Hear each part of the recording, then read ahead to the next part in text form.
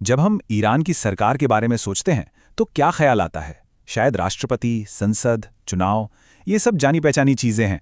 लेकिन पर्दे के पीछे एक बिल्कुल अलग, एक समानांतर सत्ता काम करती है। तो सवाल ये उठता है कि ईरान पर हकीकत में राज कौन करता है? आइए आज इस अनोखे दोहरे सिस्टम के अंदर झांक कर देखते हैं। देखिए, ईरान का सिस्टम ना बड़ा दिलचस्प है। एक तरफ तो ये एक गणतंत्र जैसा दिखता है, जहां राष्ट्रपति और संसद को जनता चुनती है। लेकिन सिक्के का दूसरा पहलू भी है, जो एक धर्मतंत्र जैसा है। यहाँ एक सर्वोच्च नेता हैं और ऐसी शक्तिशाली परिषदें हैं जिनके सदस्य चुने नहीं जाते, पर आखिर में कंट्रोल उन्हीं का होता है। और बस यही टकराव ईरान की राजनीति को इतना अलग बनाता है। तो फिर इस पहेली को सुलझाएं कहां से? शुरुआत करते हैं सबसे ऊपर से, पावर स्ट्रक्चर के शिखर से, यानी कि सर्वोच्च नेता या सुप्रीम लीडर से। देखिए, ज्यादातर देशों में क्या होता है, सरकार के 3 हिस्से होते हैं, कार्यपालिका, विधायिका और न्यायपालिका, और तीनों अलग अलग काम करते हैं। पर ईरान में कहानी बिल्कुल अलग है। वहां ये सारी की सारी शाखाएं आखिर में जाकर सिर्फ एक व्यक्ति को जवाब देती हैं। और ये एक ऐसा बुनियादी फर्क है जो हर चीज पर असर डालता है। तो इतनी शक्ति आती कहां से है? ये आती है एक सिद्धांत से जिसका नाम है वलायत ए फकीह। ये एक पुराना शिया विचार था जिसे क्रांति के नेता आयतुल्लाह खुमैनी ने एक नया मतलब दिया। उनका तर्क ये था कि जिस तरह एक इस्लामिक विद्वान अनाथों का संरक्षक बन सकता है, उनका ख्याल रख सकता है, ठीक उसी तरह उसे पूरे देश का मार्गदर्शन करना चाहिए। और यही सिद्धांत आज ईरान के संविधान की नींव है। और ये सिर्फ नाम की ताकत नहीं है, असल ताकत है। सोचिए, सेना पर पूरा कंट्रोल, देश के सबसे बड़े जज को नियुक्त करना, वो काउंसिल जो कानूनों को रोक सकती है, उसके आधे सदस्य चुनना, और तो और देश की हर बड़ी पॉलिसी, चाहे वो घर की हो या बाहर की, वही तय करते हैं। मतलब देश के सारे बड़े फैसले लेने का अधिकार सीधे सीधे उन्हीं के पास है। अब जाहिर है, कोई एक इंसान अकेले तो पूरा देश नहीं चला सकता। सुप्रीम लीडर भी अपनी इस ताकत का इस्तेमाल करते हैं कुछ बहुत ही पावरफुल संस्थाओं के जरिए। ये ऐसी संस्थाएं हैं जिनके सदस्य चुने नहीं जाते, और यही पूरे देश में सुप्रीम लीडर की इच्छा को लागू करते हैं। इसे समझने का एक अच्छा तरीका है शैडो गवर्नमेंट या साए वाली सरकार का कॉन्सेप्ट। मतलब इसे ऐसे समझिए, जनता जिसे चुनकर भेजती है, उस हर एक बॉडी के साथ साथ एक और बॉडी काम कर रही होती है। ये दूसरी बॉडी नियुक्त की जाती है और इसका काम होता है चुनी हुई सरकार पर नजर रखना, उसके फैसलों को वीटो करना या उन्हें बदलना। इसका सबसे बड़ा उदाहरण है गार्डियन काउंसिल।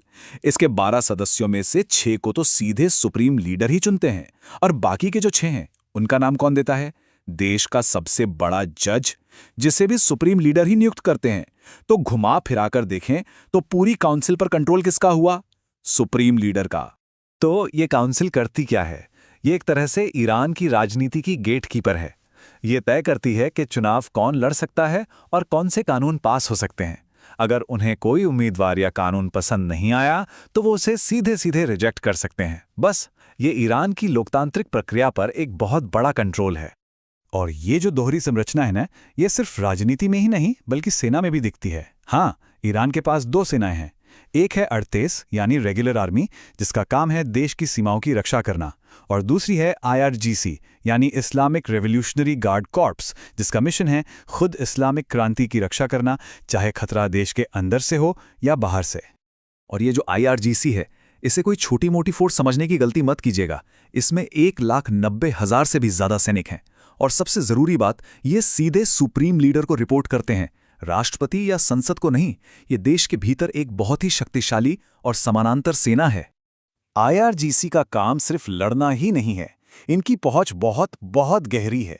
ये ईरान का पूरा बैलिस्टिक मिसाइल प्रोग्राम चलाते हैं, विदेशों में जो प्रॉक्सी ग्रुप्स हैं उन्हें संभालते हैं, देश के अंदर विरोध को दबाने के लिए एक अलग फोर्स बाजिश का इस्तेमाल करते हैं, और तो और इनका अपना एक बहुत बड़ा बिजनेस एम्पायर भी है।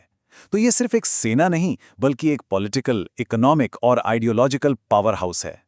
तो अब सवाल ये उठता है कि इतनी सारी ताकतवर बिना चुनी हुई संस्थाओं के बीच चुनी हुई सरकार का आखिर काम क्या है?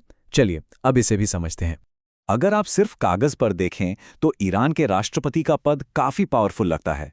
उन्हें जनता चुनती है, वो सरकार चलाते हैं, इकोनॉमी संभालते हैं, दुनिया भर में देश को रिप्रेजेंट करते हैं।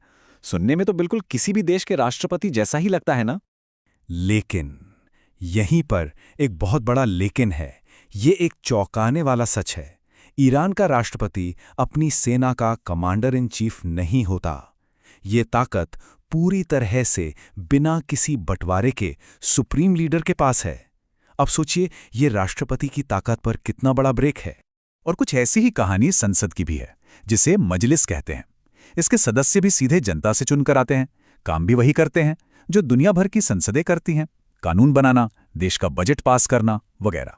लेकिन इनकी ताकत पर भी एक चेक लगा हुआ है। संसद कानून तो बना सकती है, पर याद है वो गार्डियन काउंसिल जिसके बारे में हमने पहले बात की थी? वो किसी भी कानून को वीटो कर सकती है, यानी रोक सकती है। और ऐसा हुआ भी है। कई बार तो काउंसिल ने संसद के पास किए गए 40% तक कानूनों को रद्द कर दिया है। ये दिखाता है कि एक चुनी हुई बॉडी की इच्छा को भी कैसे पलटा जा सकता है। और ये सब हमें लेकर आता है आज के हालात पर। देखिए, दशकों तक ये पूरा कॉम्प्लेक्स सिस्टम एक ही लीडर के नीचे काफी हद तक स्थिर रहा, पर अब ये एक बहुत बड़े, एक ऐतिहासिक मोड़ पर खड़ा है।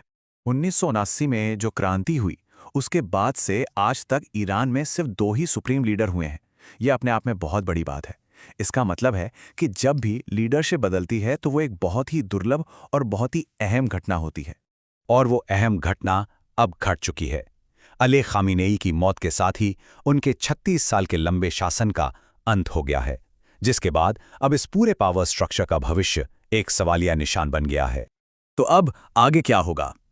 खैर, इसके लिए एक तय प्रक्रिया है। सबसे पहले 3 लोगों की एक अंतरिम काउंसिल अस्थायी तौर पर कामकाज संभाल लेती है, लेकिन असली फैसला इनके हाथ में नहीं होता। असली ताकत होती है एक्सपर्ट्स असेंबली के पास।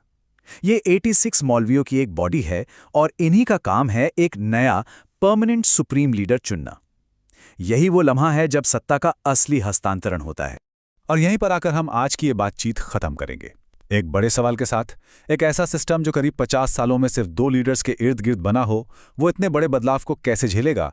जो चुनी हुई सरकार और बिना चुनी हुई ताकतों के बीच एक नाजुक सा बैलेंस बना हुआ है, क्या वो कायम रहेगा, या फिर ये सिस्टम किसी नई दिशा में मुड़ जाएगा? इसका जवाब तो भविष्य ही बताएगा। और पूरी दुनिया